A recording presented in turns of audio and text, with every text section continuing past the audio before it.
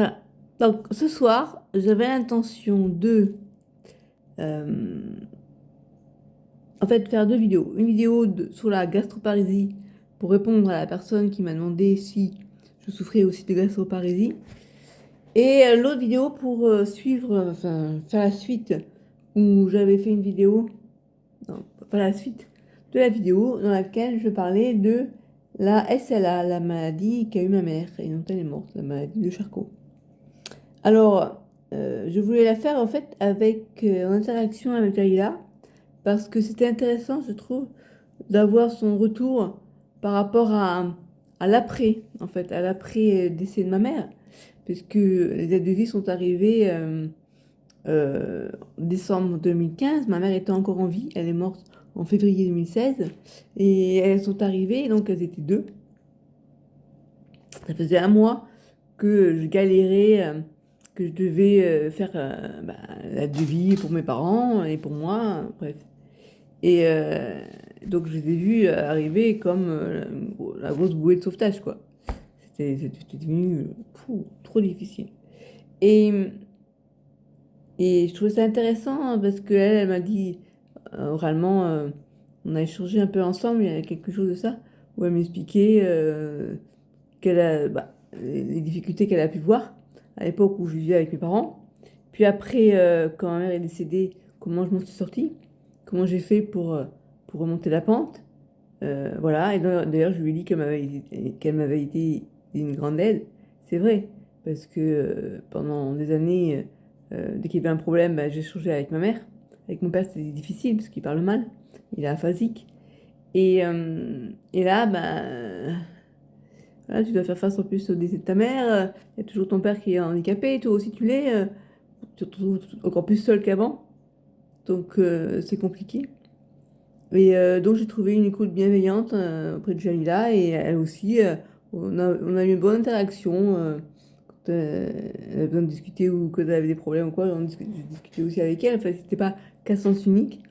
Et ce qu'il y a, c'est que donc c'était intéressant qu'elle puisse parler de l'après SLA, on va dire.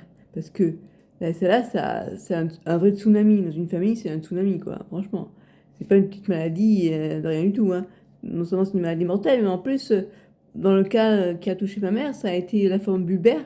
Donc ça a atteint euh, tout de suite la parole. En 6 mois, entre le moment où on a diagnostiqué la maladie et au moment où elle est morte, ça a duré le 1er octobre, novembre, décembre, janvier, février. En 4 mois, 4 mois et demi, elle était plus là, quoi. Donc ça a été super rapide. Voilà. Dans d'autres cas, ça peut durer 5 ans, même plus longtemps. Il y a eu des cas très rares, mais où ça durait des années. Voilà. Et donc, bah, moi, c'était le pilier de la famille, hein, aussi bien pour mon père que pour moi. Même si moi aussi j'ai aidé. Donc ça a été difficile. Donc là, je voulais vous parler dans cette vidéo, on va continuer sur le sujet de la SLA. Dans la prochaine vidéo, je ferai la vidéo sur la gastroparésie. Donc, j'ai écrit à l'époque un livre qui s'appelle Game Over. J'ai mis une vie foudroyée par la SLA. Et je vais expliquer toute l'histoire de la famille de ma mère, en fait. Et, et c'est un livre, là, j'ai sorti en 2 tomes, en petit format, enfin petit format. Ça fait 35 pages quand je l'ai réduit, j'ai enlevé toutes les photos et que j'ai réduit la mise en page. Mais sinon, il fait 200 pages à peu près. Et je pourrais le proposer pour ceux qui sont intéressés de lire cette histoire, hein, parce que ça m'a fait du boulot pour moi. Euh, donc, je vais vous lire un petit peu le début, si ça vous dit. Alors, donc, non, après, non, d'abord, c'est les remerciements, la préface. Euh,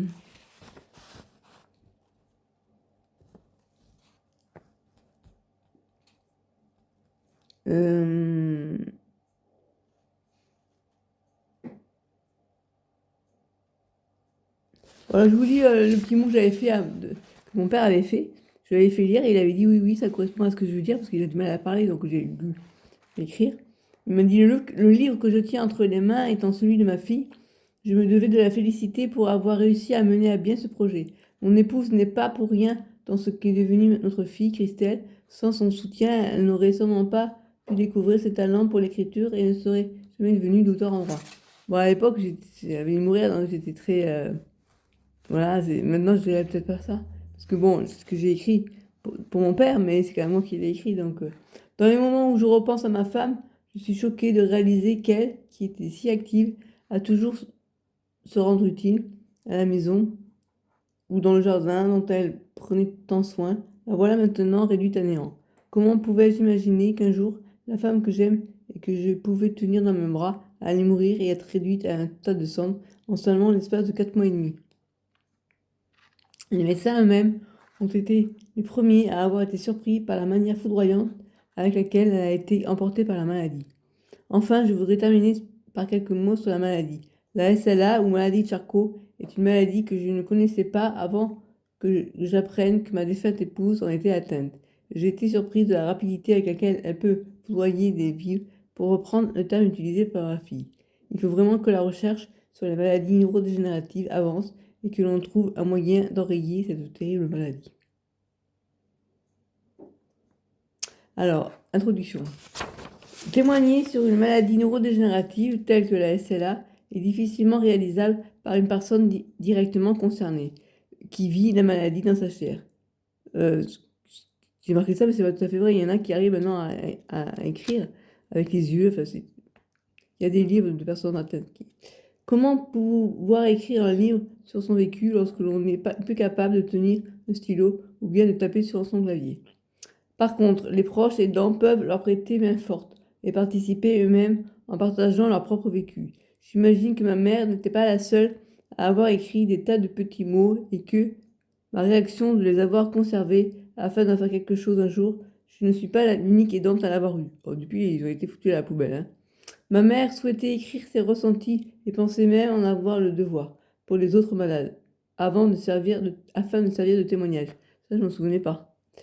Mais ayant été rapidement dégommée par la maladie, c'est moi, sa fille, qui devenait la mieux placée pour prendre la relève, d'autant que j'étais déjà habituée à témoigner, mais sur une autre sclérose, non mortelle, celle-ci, la sclérose en plaques. Enfin, pas mortelle pour la plupart du temps, la plupart des gens, mais des fois ça arrive qu'elle soit mortelle aussi. Alors, pourquoi ce livre? Pour mon frère aîné et moi, la période que nous venions de vivre nous paraissant être à la fois si intense et si irréelle que de partager notre témoignage nous était imposé. Mon frère, finalement, il l'a pas fait, hein. Au départ, c'était son intention. D'une part, pour faire mieux connaître cette maladie, mais aussi et surtout pour aider les proches des malades qui se sentent bien souvent perdus face à leurs questions, sans oublier les malades eux-mêmes qui doivent trouver comment réagir face à l'annonce d'une maladie incurable et mortelle. S'entendre dire qu'il n'y a rien à faire, qu'on n'a plus qu'à rentrer chez soi et à attendre la fin, est insoutenable. On a envie d'agir, de lutter contre cette mort programmée. Témoigner par écrit sur la fin de vie d'un être aimé est douloureux et implique de mettre sa pudeur de côté, surtout quand il est question de repenser à différents moments difficiles. Mais pour autant, je ressentais que j'en avais véritablement besoin, pour faire le deuil de ma mère, mais aussi et surtout pour lui rendre un dernier hommage. C'était un peu comme si de laisser des écrits sur ce qu'avait été ma mère pour moi et sur ses derniers jours de vie me permettait de laisser une trace de son passage sur Terre. Et puis, j'avais toujours voulu écrire la biographie de ma mère, qui nous racontait toujours des tas d'anecdotes, mais qui ne pouvait jamais prendre 2 heures pour s'installer à une table afin de me raconter ce qu'avait été son enfance. Ma mère a été orpheline à 5 ans de son père et à 14 ans de sa mère. Enfin, elle a eu une histoire assez douloureuse, on va dire. Alors, origine du titre du livre. Le titre Game Over, une vie foudroyée par la SLA, a été choisi après avoir hésité parmi beaucoup d'autres, dont voici les principaux. Il ne manquait plus que cela. Un titre de livre pour évoquer la situation vécue dans ma famille après mon père, grave accident survenu en 1991, et moi, la sclérose en plaques, c'était maintenant au tour de ma mère. Mais elle ne pouvait pas tomber gravement malade. Elle qui tenait depuis des années le rôle d'aidante. En fait, c'était vraiment le soutien, le pilier de la famille. Donc on n'avait jamais imaginé qu'elle partirait en premier. Survivre à la SLA, un combat perdu d'avance. Donc c'est les différents titres que j'aurais pu trouver en fait, que j'ai trouvé et que j'ai pas choisi. Finalement, il valait mieux se résigner le plus rapidement possible. Ma mère ne pourrait pas être sauvée de cette maladie incurable. Et pourtant, mon frère au début, en fait, ce qu'il n'a pas aidé ma mère, il a proposé de lire des livres où les gens disaient qu'ils pouvaient guérir de la SLA, enfin bref. Donc il avait un peu émis une hypothèse qu'on pourrait faire quelque chose pour l'aider. C'était pas l'aider parce que finalement il valait mieux qu'elle sache qu'elle allait partir et qu'elle accepte, plutôt qu'elle accepter, mieux ce serait, plutôt que de lutter contre la mort, car elle y arrivait inexorablement, quoi. Bon, enfin, c'est facile à dire, mais c'est moins facile à faire. Plus jamais cela. C'était vouloir dire plus jamais ça. Quand on a vécu cette maladie, on ne peut souhaiter à personne une telle fin de vie. L'enfer de la SLA. Toute personne qui a vécu aux côtés d'une personne atteinte de la SLA ne peut que comprendre l'utilisation de ce terme enfer. Fin de vie et fin de vivre. Je m'étais rapidement rendu compte que plus ma mère partait, emportée par la maladie, et plus je ressentais en moi une fin de vivre. Cela faisait depuis des années que je souhaitais reprendre du poids, mais le stress chronique lié à ma vie avec la sclérose en plaques, ajouté à une gastroparésie, me faisait rester en sous-poids. Le départ programmé de ma mère vers ce long voyage dont on ne revient jamais, c'est moi qui ai fait ça comme ça, me faisait prendre conscience de cette fin de vivre que je ressentais au fond de moi. La sensation que la vie est un bien précieux mais éphémère et qu'il ne faut pas vivre dans la retenue avec à l'esprit ce qu'on pourrait faire un jour, afin de ne rien regretter plus tard. La fin de vie dramatique de ma mère, puis sa mort, ont été pour moi comme un coup de poignard dans l'estomac et ont provoqué l'apparition de kilos émotionnels, réellement bienvenus. Je suis passée de 39,7 à 45,6 kilos en l'espace de 4 mois. 4 mois? Je me souvenais pas de ça. J'ai pris 6 kilos en 4 mois. Waouh! Ouais, c'est énorme. Ouais, pas tant que ça finalement. À sa fin de vie, j'ai ressenti une fin de vivre qui m'a emporté et je me suis simplement laissé faire dans ce tourbillon.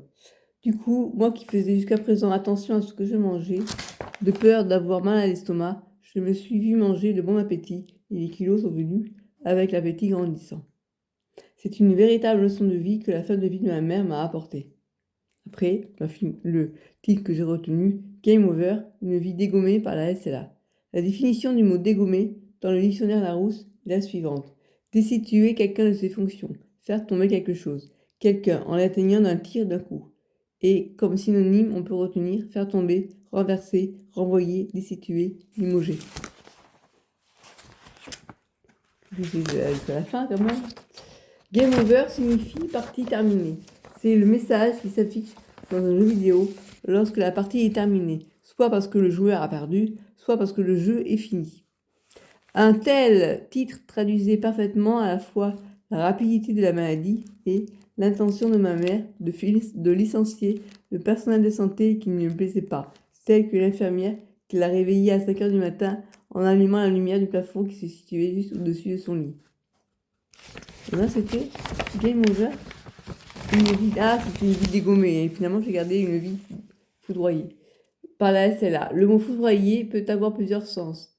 Frapper en parlant de la foudre ou d'une décharge électrique. Tuer soudainement, brutalement. Anéantir moralement. Alors, quelques mots sur la maladie. Et après, une maladie trop mal connue.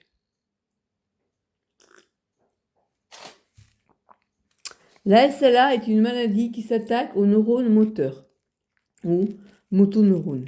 Ce sont des cellules nerveuses spécialisées dans la commande des mouvements. En fonction de la manière dont débute la maladie, on distingue la forme bulbaire, atteinte de la parole et de la déglutition, ce qui a été le cas pour ma mère, et la forme spinale. La moelle épinière étant touchée, cela entraîne une faiblesse au niveau des membres. Bon, ils ont aussi les deux, hein. Ceux qui ont la forme bulbaire, ils ont aussi des problèmes moteurs. À l'heure actuelle, on ne connaît pas là où les causes, mais on estime que les facteurs environnementaux pourraient jouer un rôle dans le déclenchement de la maladie. Il est possible de retrouver plusieurs personnes de la même famille atteintes de la SLA. Moins de 10% des cas de SLA sont de type héréditaire. Donc, la grande majorité, il n'y a pas d'hérédité. Pour ceux et celles qui sont intéressés pour en savoir plus sur la maladie, je vous invite à interroger votre neurologue ou bien à consulter les informations sur le site d'associations telles que l'ARSLA. Sachant que je suis atteinte de la sclérose en plaques, l'une des questions qui avait été posée au neurologue était de savoir s'il existait un lien entre les deux pathologies. Non, ce sont deux maladies totalement différentes. Ce qu'ils disent à ce jour-là. Peut-être que dans quelques temps, ils diront si la SLA en mode progressif, c'est quand même une maladie neurodégénérative, quoi. Bon, bref, la SLA n'est pas une maladie présentant une anomalie du système immunitaire. D'accord. Cette affirmation n'est pas partagée par tous. Pour le laboratoire Beta Innov, d'ailleurs j'ai été bénévole, j'ai donné mon sang, qui travaille sur une étude à laquelle j'ai participé, la SLA pourrait être elle aussi une maladie auto-immune pour laquelle on retrouverait une anomalie du système immunitaire. À suivre. Alors, la SLA est une maladie trop mal connue. La maladie de Charcot reste une maladie mal connue par le grand public, sauf par ceux qui ont connu une personne atteinte de la SLA. Ma mère avait peur de la maladie d'Alzheimer, parce qu'elle ne se souvenait de sa grand-mère qui en avait été atteinte. Elle me disait vouloir être informée du nombre de mois qui lui restait à vivre, mais en réalité, je ne pense pas qu'elle y tenait tant que ça. Elle souhaitait pouvoir s'entretenir avec le neurologue par webcam, puisque se rendre au CHU était devenu quasiment impossible pour elle, sauf à utiliser une ambulance. Je dois vous avouer que je n'ai jamais osé proposer une webcam au neurologue, comme elle me l'avait demandé. Au fil de la rédaction de ce livre, j'ai eu envie que ce ne soit pas qu'un témoignage de plus, mais un ouvrage utile pour les malades comme pour les aidants. Alors, partie 1. Ma mère, un vilain petit canard. Donc là, je raconte l'histoire de ma mère. Ouais, ça va être long parce que je vais pas tout vous lire. Hein. Je vais lire à petite dose. Donc, il en restera encore pour demain. Je pense que demain soir, Dalila viendra me faire le poisson. Alors, connaître le vécu de ma mère, son histoire, est important pour comprendre ses réactions face à la maladie. Ma mère, en fait, elle avait un double dialogue. Elle disait, j'ai hâte de finir parce que je ne veux pas vivre ma mort en direct. Elle me disait, cette maladie, c'est comme vivre sa mort en direct. On est dans son corps, on est enfermé dans son corps, on ne peut pas faire autre chose que d'assister à sa mort, quoi. C'était horrible. Et en même temps, quand on lui a laissé la possibilité de finir d'abréger ses souffrances, elle ne voulait pas. La morphine, vous voulez pouvoir la... Non, non, moi je touche pas à la morphine. Donc, elle ne savait pas trop sur quel pied danser, en fait, c'était difficile. Donc, ma mère, son enfance. Et après, quand elle était là, non, le chapitre 2, c'est ma mère, sa famille et sa vie professionnelle. Bon, je vous lis ça ou c'est un peu long encore. Peut-être que je vous lirai demain. Ouais, je vous lirai demain. Donc là, ça fait déjà 17 minutes. Voilà. Donc, pour ceux qui voudraient lire ce livre, eh bien, dites-le moi. Et dans ce cas-là, je vais le mettre sur mon blog, christelbourrier.com. Je vous laisse, parce que maintenant, je vais faire la deuxième vidéo sur la gastroparésie. Et après, je vais pouvoir commencer à me faire à manger. Voilà. Bye bye. Donc, si ça vous intéresse, dites-le moi.